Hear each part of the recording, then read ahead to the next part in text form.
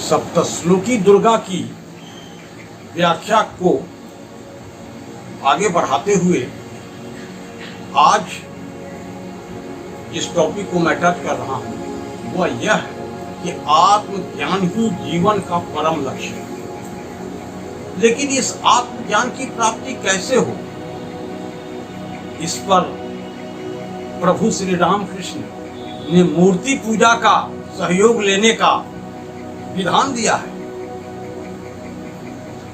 विवेकानंद केशव सेन से दीक्षित है, आर्य समाजी थे, तो वो कभी अपने गुरु पर भी चुटकी लिया करते थे कि आपके घंटी बजाने से भगवान ज्यादा खुश हो जाएंगे, दीपक दिखाने से ज्यादा खुश हो जाएंगे।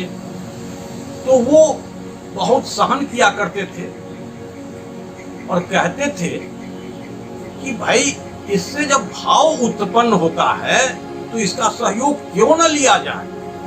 एक छोटा बच्चा खड़ा होके चल नहीं पाता है तो उसको एक गाड़ी बना के दे दी जाती है और वो गाड़ी के सहारे चलता है। धीरे धीरे जब चलना सीख जाता है तो गाड़ी स्वतः छूट जाती है।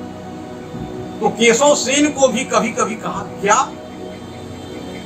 वो पूछे कि इस मिट्टी को पूजने से क्या होगा, तो कहा इसको तुम मिट्टी समझते हो, इसको तुम मिट्टी समझते हो, इससे क्या भाव उत्पन्न होता है वो तो तुम नहीं जानते। और कहा भी गया है न काष्ठे विद्यते देवो न पाषाणे न मृण्मये भावे न विद्यते देवो तस्मात् भाव ही कारणम।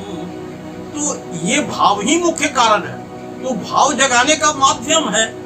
तो उन्होंने केशव सेन से कहा क्या तुमको उस सच्चिदानंद की मूर्ति का आभास नहीं होता है उस मिट्टी के मूर्ति में। और कहा गया है प्रेम की बात जमाने में निराली देखी, प्रेम से प्रेम की फूलती फलती डाली देखी।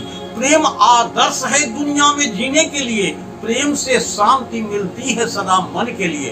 प्रेम कष्ट की दीवार हटा देता है, प्रेम वर्षों की दुश्मनी मिटा देता है। अरे प्रेम तो इंसान को इंसान बना देता है, प्रेम उस पत्थर को भगवान बना देता है।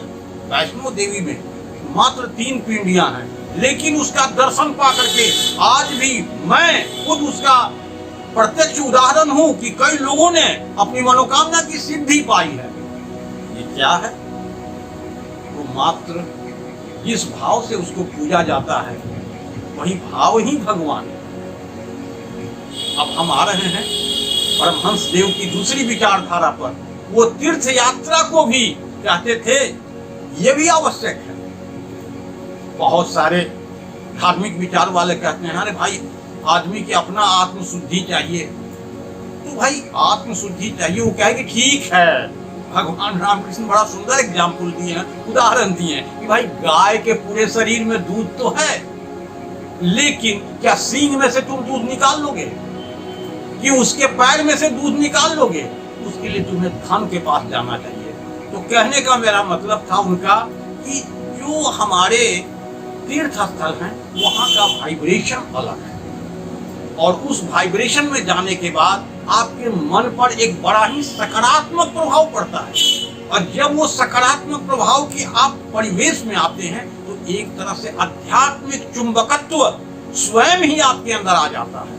तो उनकी बात यही थी और स्वयं भी तीर्थ यात्रा वो करते थे और बड़े ही भाव के साथ तीर्थ यात्रा करते हैं। आज भी मैं बहुत से लोगों को देखा हूं कि माता विंध्यवासिनी का दर्शन और भी कई तीर्थ स्थलों, तारापीठ है और भी खुद जो रामकृष्ण परमहंस देव का दक्षिण कालिका का जो मंदिर है वो भी अपने आप में बहुत ही दिव्य है। तो कहने का मतलब है ये हमारी जो आध्यात्मिक परंपरा है, जो हर नवरात्र में दुर्गा का पूजन जो किया जाता है वो बहुत ही सकारात्मक प्रयोग है और यही किसी कारण से हमारा भारतवर्ष महान है और हमें इन चीजों के तथ्यों में जानी चाहिए। एक मैं वैज्ञानिक तथ्य भी आप लोगों के सामने दे रहा हूं कि एक व्यक्ति एक जंगल कह रहे हैं, ये जेल के एक कमरे में बंद किया था, कैदी था वो, उसने भी क्राइम किया हुआ था, लेकिन वो जब वहां सोता था तो रात में उसको स्वप्न आता था कि वो अपनी माँ का मर्डर कर रहा है।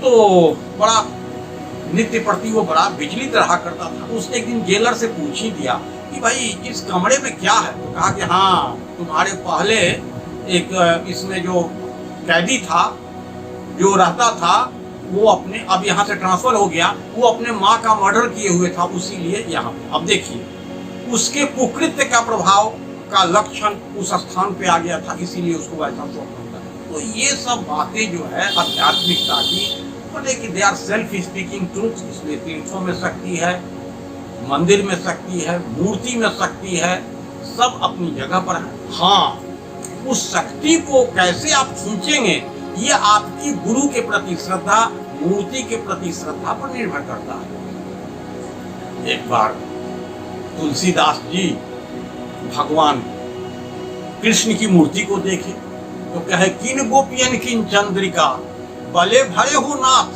तुलसी मस्तक तभी नवे जब धनुष्बाण हो हाथ। वो मूर्ति में धनुष्बाण आ गया।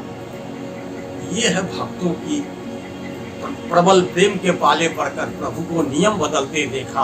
अपना मान भले टल जाए, भक्त का मान बदलते देखा। और सप्तश्लोकी दुर्गा के प्रथम श्लोक में भी कहा गया है, देवी भक्ति सुने।